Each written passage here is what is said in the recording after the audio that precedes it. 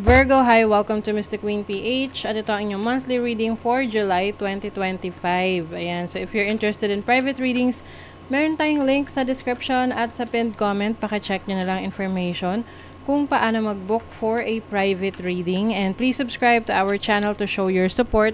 Like, share this video, at comment na rin kayo kung kayo ay naka-resonate.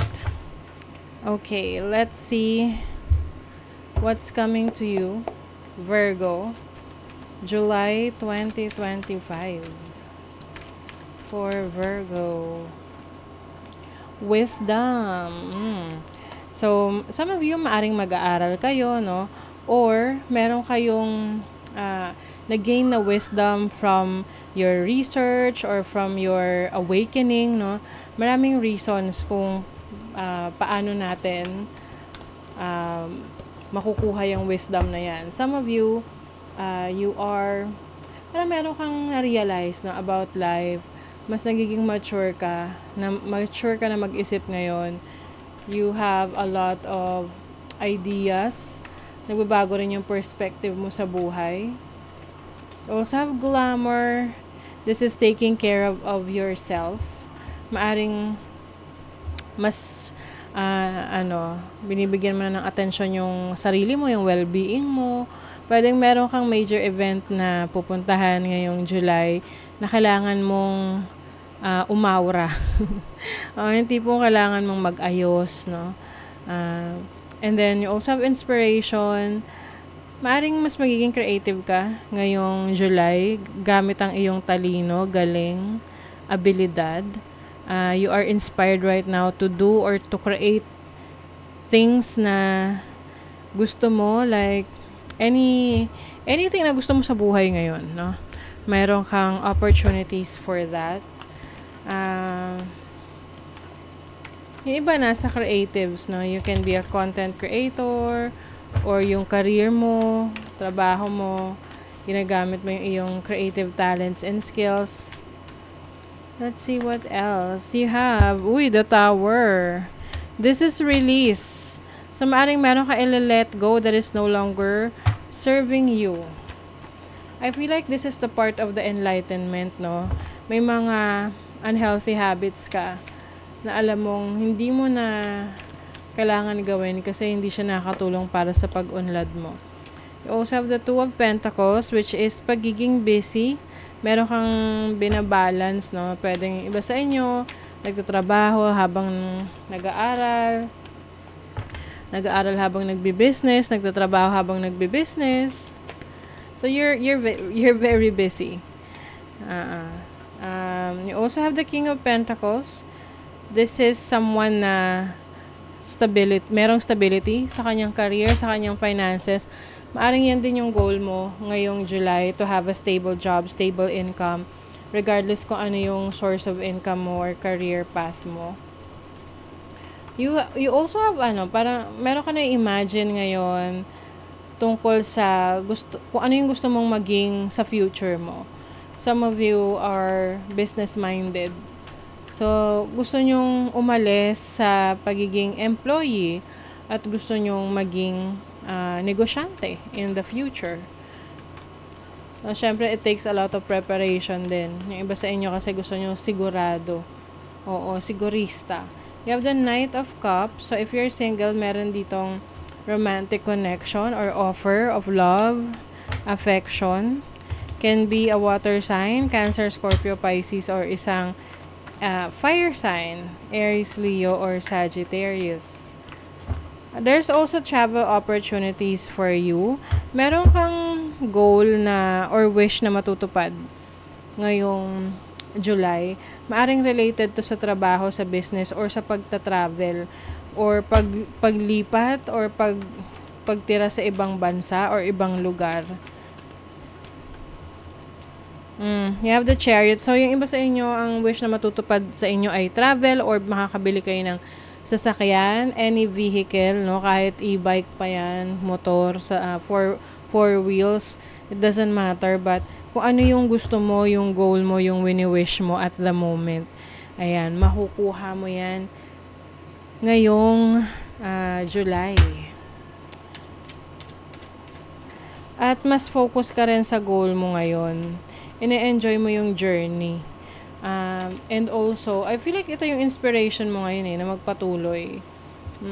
Kaya walang nakakapigil sa'yo ngayon. Muddled, unclear thinking. So, I think, meron din kayong isang decision making na gagawin. Nagagamitin nyo yung inyong wisdom, yung knowledge ninyo, yung mga natutunan rin ninyo galing sa mentors ninyo. Whether direct or indirect mentors, para makapag-isip kayo ng mas maayos at para mapili nyo yung best possible decision. New creative ideas for you, new ventures, and a fresh start. May mga bago. I feel like ito yung magpapa-excite sa'yo, yung mga bago. Kasi exciting naman talaga anything na bago sa buhay natin, 'di ba? Exciting. Kahit nga lang meron kang binili na bagong ballpen or wallet sa online, pag na-receive mo na yung parcel, yung package, excited ka, 'di ba?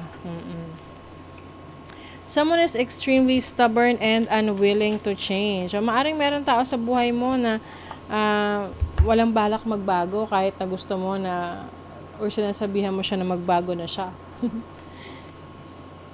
Do not back down from opposition, show strength and fortitude. Yes, palaban ka rin. Hindi mo na nahayaan, Virgo, na ikaw ay i-take advantage ng ibang tao or yung parang may ipilit sila na bagay sa'yo kahit ayaw mo. So, you are going to fight for your right. Fight for your happiness. You will not back down. Okay, so let's see sa iyong money, career, finances. Money, career, finances ng mga Virgo.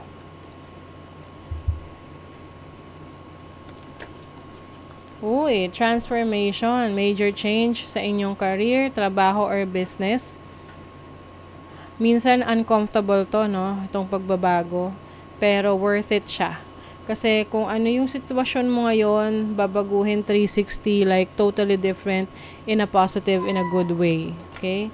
You also have objectives. So, marami kang goals ngayon, marami kang gustong ma-achieve. Importante, isulat mo yan, no? Mag-journaling ka or meron kang tracker para malaman mo kung ano na yung mga goals na na-achieve mo. Especially ngayong July. Yan yung mga short-term goals natin na pwedeng mag-support din sa ating mga long-term goals. You also have mishaps. There may be some minor mishaps. But kailangan lang daw i-review mo yung iyong mga actions. Kasi, minsan kasi pag may mga bagay na minamadali tayo, 'di ba? Nagkakamali tayo. So, whatever this is na kailangan mong gawin, asikasuhin sa trabaho, career, or business mo, you have to be careful. Okay? Bago mo siya i-finalize. You have the Knight of Staves, the Nine of Pentacles, o yung ganda, and the Moon. So, very strong yung instinct mo, intuition mo in making choices, making decisions. Some of you, merong investment na papasukin. So, importante rin kasi sa investment is papakiramdaman mo rin aside from aaralin mo. Ano ba yung nararamdaman mo? Kasi merong ganyan na may feeling na sigurado ka sa ginagawa mo. And yun yung gusto nating maramdaman. Kasi pag ganun yung nararamdaman mo, panigurado yan, whatever that is na ipupursue mo is going to be successful. Sa finances, merong stability. Okay? Financial stability, financial security. And then, sa love life, tinan natin, runner, may umiiwas. Okay? Yung iba sa inyo, kung meron na kayong anak, or, nagkaroon kayo ng anak ng person mo, itong person mo na to, pwedeng umiiwas sa responsibilidad sa anak nyo. Kung hindi naman, itong person na to ay maaring very, parang may pagka-childish, na ayaw niya ng responsibility, no, sa relationship. So, iba sa inyo, mag-give up na, ile-let go nyo na tong taong to, kasi alam nyo na hindi siya worth it na pagtuunan ng pansin. Kahit na mahal nyo pa, hindi nyo na ata mahihintay itong person na to. Oo. But, yung iba naman, no, if meron kayong kakonect ngayon na hindi siya ganun ka-giving sa relationship, pwedeng you will try to talk it out, no? Kakausapin mo tong person na to. You will try to work things out with this person na ayusin yung inyong connection. Kailangan kasi ng effort. Yun yung importante sa relationship. Para mag-work yung inyong connection. Phoenix, how's that for a happily ever after? Uy, ang ganda ng energy ng Phoenix because this is rising from the ashes. So, galing sa challenge, no? Yung tipong na-hit mo yung rock bottom na talagang pinaka mababang estado mo sa buhay nung time na yon. This is the time, July is the time ng pagbangon, panahon ng pagbangon para sa inyo, Virgo.